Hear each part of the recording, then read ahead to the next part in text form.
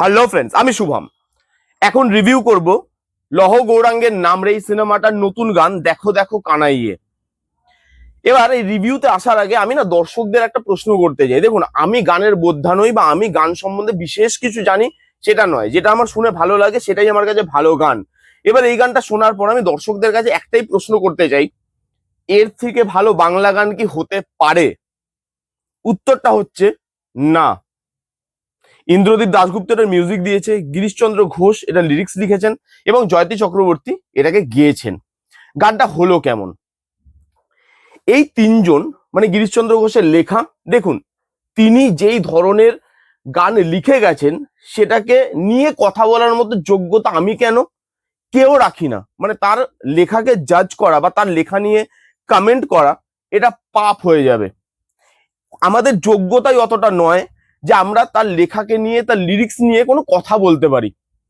কি সুন্দর লেখা, লেখার মধ্যে ওই বেদনা, লেখার মধ্যে ওই ভাবে মজে যাওয়ার যে গল্প, সেই জিনিসটা যেভাবে তার লেখায় উঠে এসছে সেটা আউটস্ট্যান্ডিং। ইন্দ্রদীপ দাশগুপ্ত এই ধরনের গানের মাস্টার তিনি। দেখুন, ডাইরেক্টর হিসাবে, ফিল্ম ডাইরেক্টর হিসাবে ইন্দ্রদীপ দাশগুপ্তকে নিয়ে আপনি প্রশ্ন করতে পারেন, তাকে নিয়ে আপনি কন্ট্রোভার্সি করতে পারেন, আলোচনা করতে পারেন, কিন্তু মিউজিক ডাইরেক্টর হিসাবে ইন্দ্রদীপ দাশগুপ্তকে নিয়ে কোনো রকম কোনো কথা বলার জায়গা নেই। যেভাবে তিনি গানটার মিউজিক দিয়েছেন, আহা অপূর্ব। এই গানটার মধ্যে যেভাবে গল্পটা উঠে আসছে সেই গল্পটা দেখতে ভালো লাগছে। শ্রী চৈতন্যদেব জগন্নাথ দেবের কাছে যেতে চাইছেন, কিন্তু যার মূর্তি আজকে পুরীর মোড়ে লাগানো, হ্যাঁ, পুরীর মোড়ের মধ্যে যে শ্রী চৈতন্যদেবের মূর্তি লাগানো আছে, তাকে একটা সময় ঢুকতে দেওয়া হচ্ছে না, তাকে জগন্নাথ দেবের কাছে যেতে দেওয়া হচ্ছে না।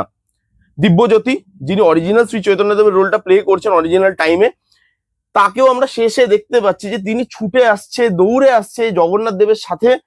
তিনি মানে জগন্নাথ দেবের কাছে তিনি যাবেন বলে তাকেও যেতে দেওয়া হচ্ছে না। এবং সেটাই আমরা দেখতে পাচ্ছি যখন শুভশ্রীদি নটি বিনোদিনী হয়ে সেটা পারফর্ম করছেন অনেক বছর বাদে, গিরিশ ঘোষ তিনি গানটা লিখছেন, তখনও সেই গানটার মধ্যেও আমরা দেখতে পাচ্ছি যে শুভশ্রীদি অ্যাজ নটি বিনোদিনী, যখন তিনিও চৈতন্যদেব সেজে জগন্নাথ দেবের কাছে যেতে চাইছেন, তাকে যেতে দেওয়া হচ্ছে না, তাকে প্রসাদ দেওয়া হচ্ছে না।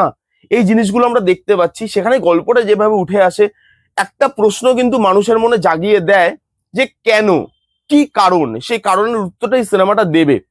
এখানে জয়তী চক্রবর্তী নিজেকে যেভাবে পুরোপুরি ঢেলে দিয়েছে গানটার মধ্যে, নিজেকে যেভাবে তিনি এই গানটা গাওয়ার জন্য প্রস্তুত করেছেন সেটা আউটস্ট্যান্ডিং। যত সুর ছিল বোধহয় সব ঢেলে দিয়েছে এবং তারপরে এরকম একটা গান হওয়া সম্ভব, যেখানে এই লিরিক্সটার মধ্যে যে বেদনাটা, যে কষ্টটা আছে, যে ভাবটা আছে, সেইটা তার গায়কির মধ্যেও দেখা যাচ্ছে। তবে গিয়ে গানটা ওরকম একটা গান তৈরি হচ্ছে। শুভশ্রীদিকে অসাধারণ লাগছে দেখতে অ্যাজ নটি বিনোদিনী। অনেকে মেকআপটা নিয়ে প্রশ্ন করছেন আমি জানি, কিন্তু আমার মনে হয় শুভশ্রীদির মেকআপটা নিয়ে ইন্টেনশনালি এইভাবে করা, কারণ তখনকার দিনে মেকআপ অত পলিশ ছিল না। দেখুন, সৃজিত মুখার্জির কাছে না বাজেট আছে একটা প্রস্থেটিক মেকআপ দিয়ে একটা ভালো পলিশ মেকআপ তৈরি করার। ঠিক আছে, আমরা ভিঞ্চিদাতে দেখেছি, আমরা সেটা বিভিন্ন সময় দেখেছি তাকে, যে তিনি প্রস্থেটিক মেকআপ দিয়ে, গুমনামিতে দেখেছি আমরা প্রস্থেটিক মেকআপের কত সুন্দর ইউজ করতে। তো তার কাছে সেই বাজেট আছে যে তিনি একটা প্রস্থেটিক মেকআপ দিয়ে পলিশ একটা মেকআপ ক্রিয়েট করতে পারেন, কিন্তু তিনি করেননি, হয়তো ইন্টেনশনালি করেননি। সেই এরাটাকে আরো র ভাবে আপনাদের কাছে বা দর্শকের কাছে তুলে আনবেন বলে, যে তখনকার দিনে মেকআপ অত পলিশ ছিল না। তখনকার দিনে ওই চুলটাকে ঢাকার জন্য জাস্ট ওইভাবেই একটা পরানো হতো, একটা উইক পরানো হতো নেড়া মাথা করার জন্য। তো সেই জায়গায় যেভাবে সেই জিনিসটা অথেন্টিসিটিটা প্রোভাইড করে সেটা ভালো। শুভশ্রীদি যেভাবে মানে হাত তুলে একদম জগন্নাথ দেবের নামে মজে যাচ্ছেন, সেই জায়গাটাতে তিনি অসাধারণ, অসম্ভব। যেভাবে এরা ক্রিয়েশনটা করেছে দেখতে ভালো লাগে প্রত্যেকটা জায়গায়। এই গানটা আপনার না মন ছুঁয়ে নেবে। এই গানটা আপনি একবার না বারবার শুনতে পারেন, যতবার শুনবেন ততবার আপনি একইভাবে মোহিত হবেন এই গানটার প্রতি। খুব সুন্দর লেখা থেকে শুরু করে মিউজিক, সিঙ্গিং, পারফরমেন্স, এরা ক্রিয়েশন, সবকিছুর দিক থেকে, গল্প বলা, একটা প্রশ্ন মানুষের মনে ছুড়ে দেওয়া, সবকিছুর দিক থেকে এই গানটা জাস্ট অসাধারণ, পারফেক্ট একটা গান। যারা যারা গানটা শুনেছেন তারা আপনারা প্লিজ কমেন্ট করে জানান যে আপনাদের কিরকম লাগলো। যারা যারা শোনেননি এই গানটা প্লিজ মিস করবেন না। যারা যারা গান বোঝেন, যারা যারা গান শোনেন, বাংলা গান শুনতে ভালোবাসেন, আপনাদের কমপ্লেন থাকে যে বাংলা গান ভালো তৈরি হয় না, এই গানটা আপনাদের জন্য। এই গানটা শুনুন এবং জাস্ট শুনে যান। এই ছিল রিভিউ।